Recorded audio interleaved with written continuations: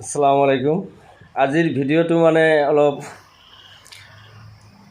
মানে হাঁহিৰ খোৰাক দি আছে মোক। এই মাননীয়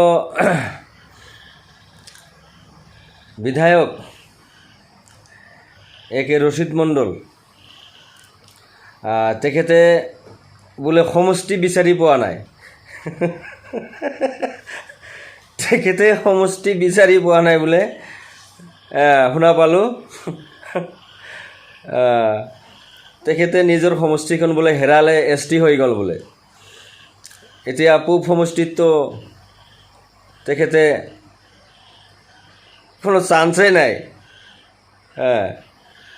পূব সমষ্টিত আশা নাই, পূব সমষ্টিত মানুহ আছে।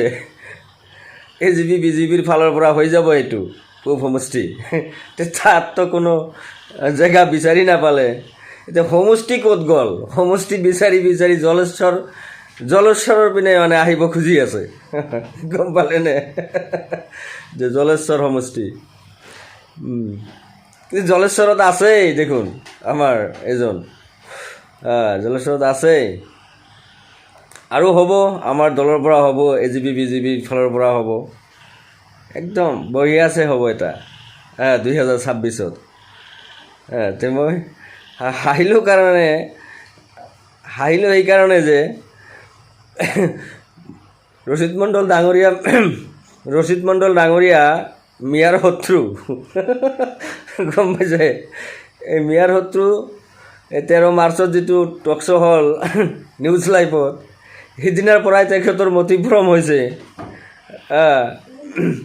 এতিয়া ঘৰত আহি দেখে নিজৰ ঘৰখন বিচাৰি নাপায়, সমষ্টি কোনটো সমষ্টিত গ'ল।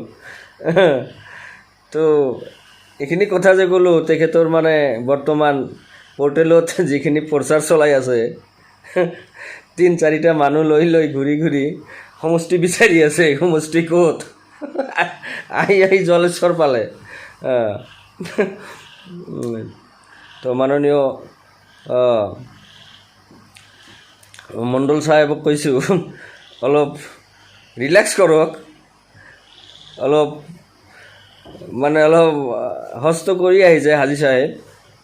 এতিয়া অলপ ৰেষ্ট কৰক, ৰেষ্ট। সমষ্টিখন বিচাৰি আৰু নিজকে আৰু ইমান হাপাধুৰি খাব নালাগে।